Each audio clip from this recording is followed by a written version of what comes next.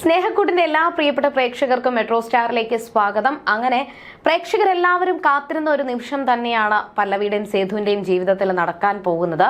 പല്ലവിയുടെയും സേതുവിന്റെയും കല്യാണ ആഘോഷങ്ങളാണ് ഇനി നടക്കാൻ പോകുന്നത്. ഇതിനിടയിൽ ഇനി എന്തൊക്കെ പ്രശ്നങ്ങളായിരിക്കും ഇന്ദ്രനും പ്രതാപനും കൂടി ചേർന്ന് ഉണ്ടാക്കാൻ പോകുന്നത് എന്ന് നമുക്ക് നോക്കാം. അതിനു മുൻപ് ആദ്യമായിട്ടാണ് ഈ ചാനൽ കാണുന്നതെങ്കിൽ തീർച്ചയായിട്ടും സബ്സ്ക്രൈബ് ചെയ്യുക. അപ്പോൾ ഞങ്ങളിടുന്ന പുതിയ സീരിയൽ റിവ്യൂ വീഡിയോസ് എല്ലാം നിങ്ങൾക്ക് ലഭിക്കുന്നതായിരിക്കും. അങ്ങനെ പ്രശ്നങ്ങളെല്ലാം ഏകദേശം അവസാനിച്ചു. പല്ലവിയും സേതു ഭയങ്കര സന്തോഷത്തിലാണ്. അപ്പോൾ സേതു സന്തോഷത്തോടു കൂടി വീട്ടിലോട്ട് വന്നപ്പോൾ തന്നെ ഹരിയും എല്ലാവരും ചേർന്ന് സേതുവിനെ ഓടിപ്പോയി കെട്ടിയൊക്കെ പിടിച്ചു. എന്നിട്ട് സേതുവിന്റെ ഈ വിജയം എന്തുകൊണ്ടും അവിടെയുള്ള എല്ലാവരുടെയും വിജയം തന്നെയാണ്. അത്രത്തോളം സേതുവിനെ സപ്പോർട്ട് ചെയ്ത് നിന്നത് പൂർണിമയും പിന്നെ അവിടെ പൊന്നുമടത്തിലുള്ള എല്ലാവരും തന്നെയാണ്. അങ്ങനെ അതിനെപ്പറ്റി സംസാരിച്ചുകൊണ്ടിരിക്കുന്നതിന്റെ ഇടയിൽ പൂർണിമ വന്നിട്ട് സേതുവിന്റെ ആ ഒരു ആവേശം കാരണം സേതുവിന് ഒരു 8ന്റെ പണി കിട്ടിയല്ലോ, അതിനെപ്പറ്റി ചെറിയതായിട്ട് കളിയാക്കുന്നതൊക്കെ ഉണ്ട്. കളിയാക്കിയതിന് ശേഷം ഇനി വെച്ച് നീട്ടിയിട്ട് കാര്യമില്ല, ഉടൻ തന്നെ പല്ലവിയുടെയും സേതുവിന്റെയും വിവാഹം നടത്താനായിട്ട് പൊന്നുമടംകാരെല്ലാവരും കൂടി തീരുമാനിച്ചു. പെട്ടെന്ന് തന്നെ ശോഭയെ വിളിച്ചിട്ട് സംസാരിക്കുവാണ്. ഉടൻ തന്നെ ഇനി വെച്ച് നീട്ടേണ്ട കാര്യമില്ല, ഇനി പെട്ടെന്ന് തന്നെ അവരുടെ വിവാഹം നടത്തണം. പിന്നെ വിവാഹം എല്ലാ ആചാരപ്രകാരവും നടത്തിയാൽ മതി. എന്നിട്ട് പൂർണിമ തന്നെ പറഞ്ഞു, പൂർണിമയ്ക്ക് ഒരു ആഗ്രഹമുണ്ട്. സാധാരണ പെണ്ണ് കണ്ട് പിന്നെ ജാതകം കൈമാറി പിന്നെ കല്യാണം, അങ്ങനെയാണ് സാധാരണ കല്യാണങ്ങൾ. അതുപോലെ തന്നെ പല്ലവിയുടെയും സേതുവിന്റെയും കല്യാണം നടന്നാൽ മതിയെന്നും പൂർണിമ പറഞ്ഞു.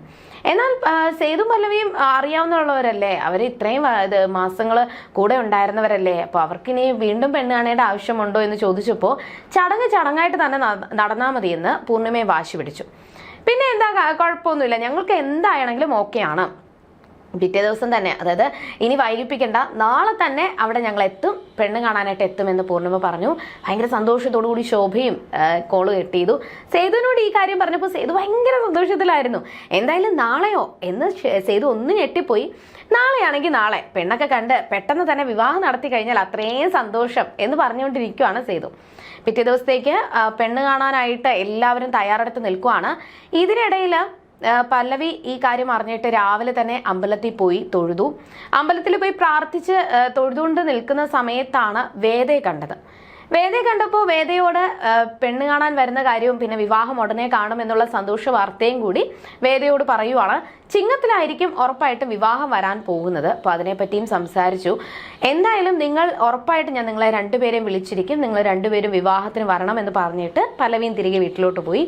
വേദയും ഒരു ആപത്തും വരാതെ എല്ലാ കാര്യങ്ങളും നടക്കാനായിട്ട് പ്രാർത്ഥിക്കുന്നുണ്ട്.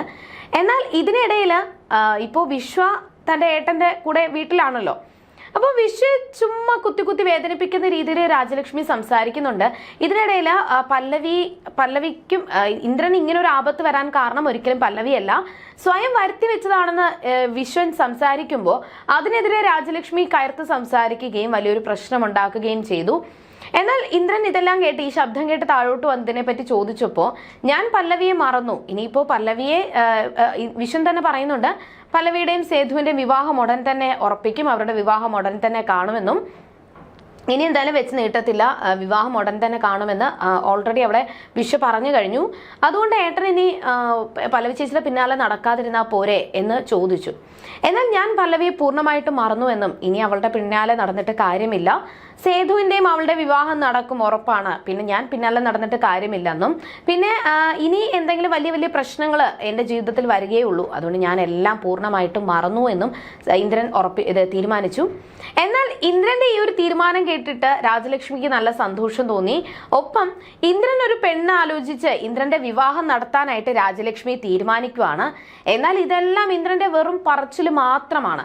ഇന്ദ്രൻ വലിയൊരു ചതിക്കുഴി തന്നെയാണ് പല്ലവിക്കും സേതുവിനും ഒരുക്കുന്നത് എന്ന് അവിടെ ആരും അറിയുന്നില്ല.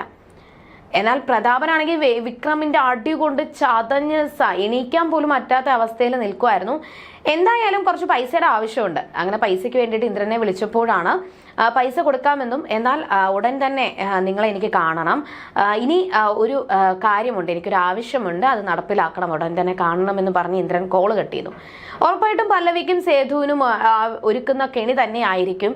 ഇതൊന്നും അറിയാതെ രാവിലെ തന്നെ കുളിച്ചൊരുങ്ങി സേതു പെണ്ണ് കാണാനായിട്ട് പോകാൻ ഇറങ്ങുവാണ്. എല്ലാവരും റെഡിയായി നിൽക്കുന്നുണ്ട്. ഇതിനിടയിൽ ഋതു ഈ ഒരു ചടങ്ങിന് വരുന്നില്ല, പെണ്ണ് കാണൽ ചടങ്ങിന് വരുന്നില്ല എന്നും ഋതുവിനൊരു മെഡിറ്റേഷൻ ക്യാമ്പുണ്ട്, അതിന് പോകണമെന്നും വാശി പിടിച്ചു. അപ്പോൾ പൂർണിമയും അതിന്റെ പേരിൽ ദേഷ്യപ്പെട്ട് വഴക്കുണ്ടായി. എന്നാൽ അതറിഞ്ഞ് സേതു ഋതുവിനോട് കാര്യങ്ങൾ പറഞ്ഞ് മനസ്സിലാക്കുകയും ഏട്ടന്റെ വിവാഹം ഉറപ്പിക്കുന്ന ചടങ്ങ് നടക്കുമ്പോൾ അവിടെ ഋതുവും ഒപ്പം തന്റെ 2 അനിയത്തിമാരും, അങ്ങനെ 3 അനിയത്തിമാരും ഒപ്പം അമ്മയും എല്ലാവരും കാണണം, നിങ്ങൾ എല്ലാവരും ഉണ്ടെങ്കിൽ മാത്രമേ സേതു ഉള്ളൂ, സേതുവിന്റെ കുടുംബമുള്ളൂ എന്നൊക്കെ പറഞ്ഞപ്പോൾ ഋതുവും സമ്മതിച്ചു. സേതുവിനൊപ്പം ആ ഒരു ചടങ്ങിന് പോകാനായിട്ട് ഋതുവും തയ്യാറായി നിൽക്കുവാണ്. ശരി, നമുക്ക് എല്ലാവർക്കും ഒരുമിച്ച് തന്നെ പോകാമെന്ന് സേതുവിനോട് വാക്കും കൊടുത്തു. പക്ഷേ സേതുവും കുടുംബവും വരുന്നത് അറിഞ്ഞിട്ട് ശോഭ വലിയ തയ്യാറെടുപ്പിലാണ്. സദ്യ ഒരുക്കി, അങ്ങനെ എല്ലാ കാര്യങ്ങളും ഒരുക്കി ആ ഒരു പെണ്ണ് കാണാൻ വേണ്ടിയിട്ട് റെഡിയായി നിൽക്കുവാണ്. പല്ലവിയും സുന്ദരിയായിട്ട് ഒരുങ്ങി നിൽക്കുവാണ്. എന്നാൽ ഇനി എന്തൊക്കെയായിരിക്കും സംഭവിക്കുക? പെണ്ണ് കാണൽ ചടങ്ങിനിടയിൽ ഇനി എന്തൊക്കെ പ്രശ്നങ്ങളായിരിക്കും സേതുവും പല്ലവിയും നേരിടാൻ പോകുന്നത്? ഇന്ദ്രൻ ഇനി എന്തൊക്കെ ചതിക്കുഴികളായിരിക്കും ഒരുക്കാൻ പോകുന്നത് എന്ന് നമുക്ക് വരുന്ന എപ്പിസോഡുകളിൽ കാണാം. അതുവരേക്കും ടാറ്റാ ബൈ.